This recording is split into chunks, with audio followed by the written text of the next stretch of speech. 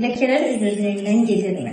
Əgər səthi akne ləkələridirsə, zaman içərisində dəri yeniləndikcə dəri üz-üzlüyündən gedə bilər. Lakin dərinin çapıq ləkələrini, akne skarlar qəti şəkildə öz-özlüyündən getməz. Bunun üçün mütləq dərini yaralayan, yəni kollagenin stimulyasiyasını gücləndirən seanslardır o.